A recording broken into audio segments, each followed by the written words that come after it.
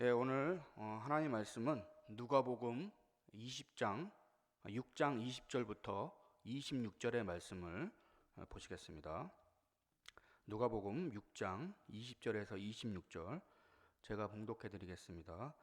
예수께서 눈을 들어 제자들을 보시고 이르시되 너희 가난한 자는 복이 있나니 하나님의 나라가 너희 것이며 지금 줄인 자는 복이 있나니 너희가 배부름을 얻을 것이며 지금 우는 자는 복이 있나니 너희가 웃을 것이며 인자로 말미암아 사람들이 너희를 미워하며 멀리하고 욕하고 너희 이름을 악하다 하여 버릴 때에는 너희에게 복이 있도다. 그날에 기뻐하고 뛰놀라 하늘에서 너희 상이 큼이라. 그들의 조상들이 선지자들에게 이와 같이 하였느니라. 그러나 화 있을진저 너희 부유한 자여 너희는 너희의 위로를 이미 받았도다. 화 있을진저 너희 지금 배부른 자여 너희는 주리로다. 화 있을진저 너희 지금 웃는 자여 너희가 애통하며 울리로다. 모든 사람이 너희를 칭찬하면 화가 있도다. 그들의 조상들이 거짓 선지자들에게 이와 같이 하였느니라. 아멘. 오늘은 비움의 신앙이라는 말씀으로 함께 은혜를 나누길 원합니다. 오늘 본문 말씀을 보면은 금방 어디에 있는 말씀인지 떠올리게 되는데요. 마태복음에 있는 그 유명한 예수님의 산상수훈을 우리가 떠올려 볼 수가 있습니다. 심령이 가난한 자는 천국이 저희 것이며 이렇게 말씀이 시작되죠. 그러나 내용은 비슷하지만 표현 방식이나 강조되는 부분이 많이 다른 것을 좀 알 수가 있습니다. 그래서 이 두 부분에 대해서 학자들은 마태복음의 산상수훈과 좀 많이 차이점을 두는 모습으로 평지수훈 또는 평지설교 이렇게도 언급을 하는 것을 알 수가 있습니다. 어떤 학자들은 같은 날에 말씀하신 두 편의 설교 이렇게 보기도 하고 또 누가는 좀 더 역사적 관점으로 말씀을 했다. 마태 같은 경우는 여러 설교 중에서 한 곳으로 편집을 했다. 이런 견해도 있습니다. 또 마태복음의 경우는 12제자를 선택하기 이전에 주시는 말씀으로 보아서 실제로 그 마태복음 5장에 보면은 무리들을 보시고 이렇게 말씀을 하는 것이 나와 있는데요. 누가복음의 이 평지설교는 12제자들을 향해서 하신 말씀으로 이렇게 차이점을 보는 경우도 있습니다. 어쨌든 다양한 견해가 있지만 중요한 것은 이 모든 것이 주님의 귀한 말씀이기에 오늘 특별히 누가복음의 이 말씀을 통해서 하나님이 우리에게 허락하시는 귀한 말씀을 좀 깨닫기를 원하는 것입니다. 성도님들 중에 그런 얘기를 들어보셨습니까? 북아프리카 원주민들은 이 원숭이를 잡을 때에 아주 쉬운 방법을 좀 선택한다고 합니다. 보통 그 원주민들이 조롱박에다가 원숭이가 손에 이렇게 들어갈 만한 작은 구멍을 뚫어놓는다고 해요. 그리고 그 구멍 안에다가 원숭이가 좋아할 만한 어떤 땅콩이나 각종 열매들을 넣어놓으면은 이제 원숭이가 와서 그 열매를 이제 집어먹게 되는데 문제는 이제 그 손에 들어가는 그 구멍이 작아서 손이 들어갔는데 나올 때는 이 원숭이가 욕심이 많은가 봅니다. 열매를 잡고서 놓지를 않아서 구멍에서 손을 빼질 못한다는 거예요. 그래서 결국은 그것 때문에 이제 원숭이를 이제 원주민들이 잡게 된다는데, 그 열매를 잡는 거 그거 하나 때문에 결국은 자기 목숨을 잃어버리게 되죠. 그걸 놔야 될 텐데 놓을 줄을 모르는 것입니다. 꼭 우리의 인생과 같지 않습니까? 참 이 어리석은 원숭이처럼 우리의 인생이 좀 비워야 할 때는 비우고 놔야 할 때는 놔야 되는데 그걸 못하기 때문에 생사가 바뀌는 그런 경우도 참 많이 있는 것 같습니다. 오늘 예수님께서는 너희 가난한 자가 복이 있다 이렇게 말씀을 하십니다. 그리고 그 복의 증거로서 하나님의 나라가 너희 것이 된다 이렇게 말씀을 했습니다. 성도 여러분, 물질이 없는 그런 가난한 것이 복이 있는 것입니까? 지금 예수님께서 만약 그렇게만 말씀하셨다면 우리는 모두가 가난을 목표로 살아야 되겠죠. 그리고 부자들이나 재벌들은 절대 복이 없는 사람이라고 단정질 수도 있겠지만 오늘 주님께서는 그런 차원보다는 훨씬 더 다른 그런 차원으로 말씀하신 것을 우리는 좀 깨달아 볼 수 있는 것입니다. 마태복음에서처럼 심령이 가난한 모습, 주님을 향한 어떤 갈급한 모습이 없는 그런 모습을 향해서 가난한 자들, 주님을 향해서 뭔가 내가 더 갈급한 마음으로 나가는 자들을 향해 주님은 복이 있다고 말씀하신 것 같습니다. 또 실제로 이 말씀을 듣는 자들이 가난한 자들이었죠. 더 이상 기댈 데가 없는, 그렇기 때문에 오히려 그것 때문에 하늘의 소망, 더 주님을 포커스를 맞출 수 있는 그런 모습이 복이 있다고 주님은 아마도 의미심장한 말씀을 던지신 것 같습니다. 아시는 분들은 다 아시겠지만 새의 날개를 보면은 그 뼛속까지 비어 있는 모습을 보게 되는데요. 그 가벼움 때문에 결국은 새는 날 수가 있는 것입니다. 날개가 없으면 새가 아니죠. 그 가벼움이 없으면 새는 날 수가 없습니다. 우리의 신앙의 본질도 이와 같은 것 같습니다. 우리가 주님을 믿고 주님의 제자가 된다고 할 때는 언제나 비우는 일, 내가 아닌 주님의 것으로 채우는 이 싸움을 우리는 언제나 계속해서 해야 하는 것입니다. 그래서 마태복음 16장 24절에 아무든지 나를 따라오려거든 자기를 부인하고 자기 십자가를 지고 나를 쫓을 것이니라, 이런 말씀을 하셨습니다. 이 신앙의 모습은 세상의 죄악된 모습을 비우고 언제나 주님의 것으로 채우기 위해서 너희들은 매일마다의 목표를 갖고 나가야 한다고 말씀하고 있는 것입니다. 그래서 저 시편 기자는 하나님이여 사슴이 시냇물을 찾기에 갈급한 같이 내 영혼을 찾기에 갈급합니다, 이런 고백을 드렸던 것을 우리는 기억할 수가 있는 것입니다. 성도 여러분, 우리는 하나님 나라를 보상으로 받게 되는 줄로 믿습니다. 이러한 자들을 향해서 주님은 복이 있는 자라고 지금 가르치고 계시는 것입니다. 이 땅의 것으로 채우고 보상받으려 힘쓰면 주님의 것이 채워지지 않을 뿐더러 또 그것이 필요치 않게 되는 것이죠. 그래서 예수님께서는 마귀에게 시험을 받을 때에도 사람이 떡으로만 살 것이 아니요 하나님의 입으로부터 나오는 모든 말씀으로 살 것이라고 이렇게 말씀하시며 그 시험을 물리치신 것입니다. 늘 우리에게 주어지는 시험이 무엇입니까? 세상의 것들에 대한 보상을 받기 위해 동분서주하지 않는 것입니까? 그건 역시 이 땅을 살아가는데 필요한 요소 중에 하나이지만 결코 그것이 본질이 될 수는 없다는 것입니다. 그것은 쉽게 말해서 잠깐 쓰고 버리는 일회용과 같은, 그런데 우리는 참 아까 예화에 얘기한 것처럼 원숭이의 그 어리석은 원숭이처럼 누릴 줄을 모르는 것이죠.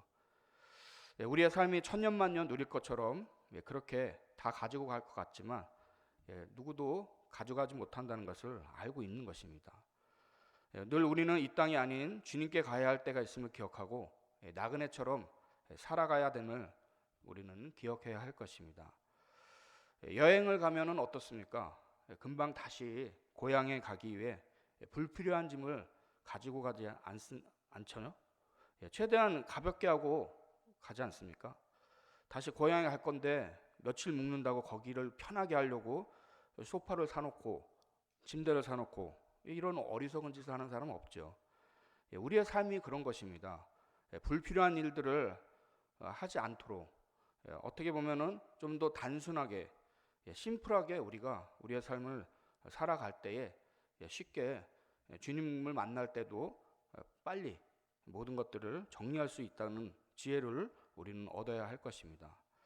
늘 주님에 대한 갈급한 상태를 고백하며 살 수 있는 지혜로운 성도 여러분 되시기 바랍니다. 그런 자들을 향해 주님은 복이 있다고 말씀하고 있는 것입니다. 그런 자들을 향해 하나님의 나라를 소유한다고 주님은 말씀해 주신 것입니다. 또한 똑같은 맥락으로 주님은 21절에서도 지금 줄인 자는 복이 있다, 지금 우는 자는 복이 있다 라고 이렇게 말씀을 하고 있습니다. 특별히 눈에 띄는 말씀은 지금이라는 것이죠. 주님의 말씀은 언제나 지금 너네들의 모습을 향해 말씀하고 있다는 것이죠. 하나님은 언제나 지금 오늘 우리의 상황을 보고 계신 줄로 믿습니다. 마태복음에서도 이 부분에 대해서 연결되고 있는데요. 의에 줄이고 목마른 자는 복이 있다. 하나님의 말씀이 단지 영적인 진리에 대한 줄이고 목마른 상태만 말씀하는 것이 아니라 우리의 삶 모든 것을 통틀어서 영육에 대해서 말씀하고 있다는 것을 우리는 깨달아 보아야 할 것입니다.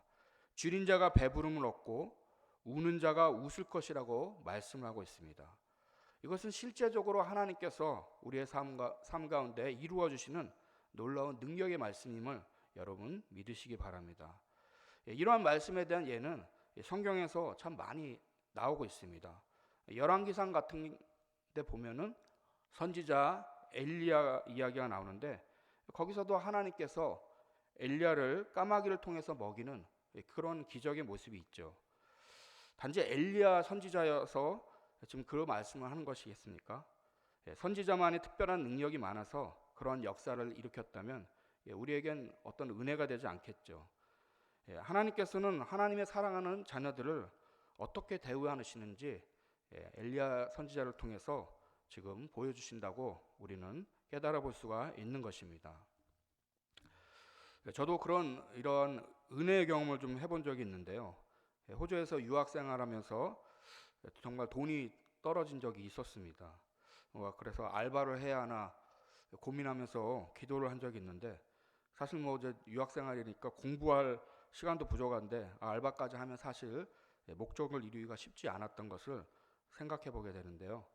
근데 그때 너무나 뜻밖의 전화 한 통을 받았습니다. 아시는 목사님이 전화를 하셨는데 그 목사님이 아시는 그 집사님이 제 사정 이야기를 들었다는 거예요. 그리고 이제 그래서 저에게 선교 후원금을 보내겠다고 이렇게 얘기를 한 것입니다.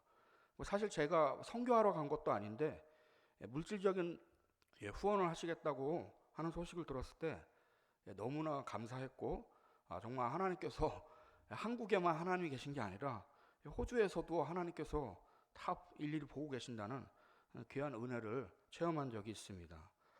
어떤 사람은 예수를 믿으면 밥이 나오냐 떡이 나오냐 그런 핀잔을 주죠. 그럴 시간 있으면 가서 한 푼이라도 더 벌어라. 그런데 하나님이 만물의 주관자이시고 그 돈을 벌게 하는 분도 하나님이심을 안다면 쉽게 그런 말은 할 수가 없을 것입니다. 하나님이 건강을 허락지 않고 길을 막으시면 이룰 게 없다는 것을 우리는 좀 깨달아 보아야 할 것입니다. 지금 이제 코로나 시대로 말미암아 참으로 여러 군데서 또 경제적인 것 때문에 참 힘들어하시는 분들이 참 많이 있는 것 같습니다. 평소에 같으면 그 정도의 기대치에 매상을 올리겠지만 지금은 그런 기대를 할 수가 없는 것이죠. 뭐 하나만 막히면 다 모든 것이 연결되어 있기 때문에 참 힘들어지는 것을 우리는 알 수가 있는 것입니다. 왜 하나님께서 매일같이 무려 40년이나 한결같이 그렇게 만나를 이스라엘 백성들에게 허락하신 것입니까? 신명기 8장에 보면 그 이유를 주님이 말씀하고 있는데요. 너를 낮추시며 너를 줄이게 하시며 또 너도 알지 못하며 내 조상들도 알지 못하던 만나를 너에게 먹이신 것은 사람이 떡으로만 사는 것이 아니요 여호와의 입에서 나오는 모든 말씀으로 사는 줄을 내가 알게 하기 위해서라고 그렇게 주님이 말씀하셨습니다. 쉽게 말해서 먹고 사는 문제가 다가 아니라 이 모든 것에는 바로 하나님이 개입됐다는 것을 주님은 가르쳐 주기 위해서 그렇게 하셨다고 말씀하고 있는 것입니다. 누가복음 6장 26절에도 공중의 새를 보라 심지도 않고 거두지도 않고 모아들이지도 아니하되 하늘 아버지께서 기르시나니 너희는 이것들보다 귀하지 아니하냐. 그러므로 염려하여 이르기를 무엇을 먹을까 무엇을 마실까 무엇을 입을까 하지 말라. 이는 다 이방인들이 구하는 것이라. 너희 하늘 아버지께서 이 모든 것이 너희에게 있어야 할 줄을 아시느니라. 그런즉 너희는 먼저 그의 나라와 그의 의를 구하라. 그리하면 이 모든 것을 너희에게 더하시리라. 평소에 이 말씀을 참 우리가 많이 듣는데 실제로 우리의 삶에서 하나님이 우리를 어떻게 인도하시는지 이 말씀을 좀 깊이 묵상한다면 우리는 우리의 삶을 모든 것을 하나님께 맡기며 살아가게 될 줄로 믿는 것입니다. 주님의 말씀을 믿고 우리는 비움의 신앙 그리고 진정 주님의 것으로 채우기 위해서 우리는 힘써야 될 줄로 믿습니다. 또한 오늘 본문 22절로 다시 돌아오면 인자로 말미암아 사람들이 너희를 미워하며 멀리하고 욕하고 너희 이름을 악하다 하여 버릴 때는 복이 있다. 이렇게 말씀을 하고 있습니다. 한마디로 예수님 때문에 핍박을 받는 것이 복이다. 이렇게 말씀하는 거죠. 전에도 그런 말씀을 드렸던 기억이 있는데 언제나 말씀대로 주님 뜻대로 살려고 한다면 손해볼 각오를 하셔야 하는 것입니다. 왜 그렇습니까? 영적인 싸움이 우리 가운데 늘 있기 때문입니다. 내 안에서도 그렇고 외부적으로도 그렇고 갈등이 늘 있는 것입니다. 우리는 언제나 본성적으로 이기적이죠. 내 생각과 내 주관과 내 경험을 앞세워 우리는 살아가려고 할 때가 많이 있는데 주님은 오른편 뺨을 맞으면 왼편을 돌려대라는 그런 말씀을 하고 있습니다. 우리는 오른편 뺨을 맞으면 나도 그렇게 때리든지 적어도 왜 때리냐고 항의를 하고 화를 내죠. 왼편을 돌려댄다는 것은 완전히 다른 세계를 살아가는 것입니다. 어떻게 보면 주님이 말씀하신 것은 불가능할 것 같은 그런 말씀으로 받아들일 수가 있는 것이죠. 정말 주님이 실천 불가능할 그런 말씀을 하고 계신 것입니까? 사실 우리는 할 수는 없지만 여기에 이제 주님의 은혜가 임하면 우리가 그것을 할 수 있다는 놀라운 은혜가 보인다는 것입니다. 성령의 능력으로 우리는 이런 말씀들을 가능하게 되는 것을 경험할 수가 있는 것입니다. 사도 바울의 그 유명한 고백처럼 내게 능력 주시는 자 안에서 내가 모든 것을 할 수 있다. 이것이 단지 세상적인 능력을 이루는 말씀 아니겠습니까? 주님의 은혜 안에 거하면 예수님 때문에 이제는 얼마든지 손해를 보고 배고프고 줄이고 주님 때문에 핍박을 받는 것이 가능해진다는 것을 우리는 이 말씀을 통해 경험되는 줄로 믿습니다. 그래서 정말 그것이 핍박이고 손해가 되는 것이냐? 주님은 그렇지 않음을 약속해 주고 계십니다. 그날에 기뻐하고 뛰놀라 하늘에서 너희 상이 큼이라 그들의 조상들이 선지자들에게 이와 같이 하였느니라. 잠깐에 있는 이 시간들, 그러나 그것을 넘어서면 하나님의 놀라운 상이 있다는 것을 주님은 지금 소망으로 말씀해 주시고 계시는 것입니다. 그 초대교회 교부 중에 한 사람이었던 사도 요한의 제자 폴리캅, 순교 이야기는 참 우리의 신앙의 모습이 어떠한지 참 생각해 보게 하는 귀한 이야기인 것 같습니다. 그 폴리캅이 마지막 화형의 자리에서 한 번만 주님을 부인하고 황제를 주라고 얘기하면 살려주겠다, 그런 제안을 받지 않습니까? 그런데 폴리캅은 이렇게 대답을 하죠. 내 평생 동안 주님이 나를 한 번도 부인한 적이 없는데 내가 어찌 주님을 부인하겠는가? 그렇게 말하면서 기쁜 마음으로 화형을 당했다고 전해지고 있습니다. 지금 우리는 질병의 시대로 예배 모임을 잘 하지 못하고 있는 그런 환경 가운데 있지만 사실 우리의 그 신앙의 선배들의 헌신과 노력 그 모습을 보게 된다면 아직도 우리는 참 감사한 모습에 살고 있지 않나 생각을 합니다. 서두에서도 말씀드렸듯이 오늘 이 누가복음의 이 평지설교의 말씀, 하나님께서는 지금 너희들이 당하는 고난과 또 나 때문에 받는 핍박이 결코 손해와 그런 억울한 것이 아니라 결국 그것이 복이 있다는 것을 주님은 말씀하고 있는 것입니다. 24절 이하에 보면은 가난한 자와 대조되는 부유한 자를 또 말씀하고 있습니다. 또 지금 줄인 자, 지금 우는 자와 대조되는 지금 배부른 자, 지금 웃는 자에 대해서 말씀을 하고 있습니다. 상대적으로 지금 너희들이 내가 아닌 이 세상 때문에 너네들 나름대로 부유하고 웃고 살고 있다면 곧 그것으로 말미암아 고통을 당하는 날이 온다고 주님은 얘기하고 있는 것입니다. 그런 자들은 화가 있다고 주님이 말씀하고 있습니다. 왜 그렇습니까? 바람에 나는 겨와 같이 그들은 곧 그 모든 것들이 날아가기 때문에 그렇게 말씀하고 있는 것입니다. 우리가 믿고 의지했던 건강이나 권력이나 모든 물질들, 그것이 영원하지 않다는 것을 우리는 늘 기억해야 하는 것입니다. 이렇게 잠깐 있다가 없어질 것이 의지하는 것이 아니라 영원한 말씀이신, 영원한 생명이신 주님을 의지하고 나아갈 때에 곧 그 시간이 지나면 놀라운 하나님의 보상이 기다린다고 주님은 이야기하고 있는 것입니다. 성도 여러분, 지금 우리의 모습을 하나님은 알고 또 지켜보고 계신 줄로 믿습니다.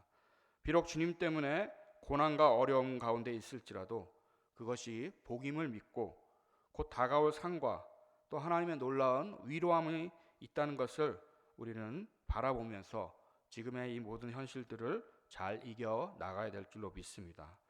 또한 우리가 주님 안에서 주님을 향한 갈급함과 가난의 모습이 있을지라도 그것을 통해서 더욱 하나님의 신령한 은혜를 맛보는 귀한 계기로 삼게 된다면 그것이 곧 우리에게 큰 복이 되는 줄로 여러분 믿으시기 바랍니다. 이런 복된 자리를 사모하며 언제나 그 복의 주인공들이 되시는 우리 성도님 되기를 바랍니다. 모두가 하나님으로 인해 얻는 기쁨과 만족함으로 이 모든 현실들을 이기며 하나님의 말씀으로 승리하는 복된 성도님들 되시길 진심으로 부탁을 드리겠습니다. 기도하겠습니다. 하나님 아버지, 은혜를 감사드립니다. 오늘 정말 우리가 무엇을 비워야 하고 무엇을 다시 채워야 할지 또 말씀해 주시니 감사를 드립니다. 지금 울고 지금 줄인 자들이 주님이 복이 있다고 말씀합니다. 그것은 그 우는 것과 그 가난 때문에 오히려 하나님의 영원한 것으로 채울 수 있는 귀한 계기가 되기 때문에 주께서 말씀하신 줄로 믿습니다. 우리 모든 개성의 성도님들이 처한 모든 현실 가운데 이러한 하나님의 신령한 것들로 채움으로 더욱더 복된 삶을 살아가는 우리 모든 성도님 되도록 은혜 베풀어 주시옵소서. 이 모든 걸 함께 하심 믿고 예수 그리스도의 이름으로 감사하며 기도드립니다. 아멘.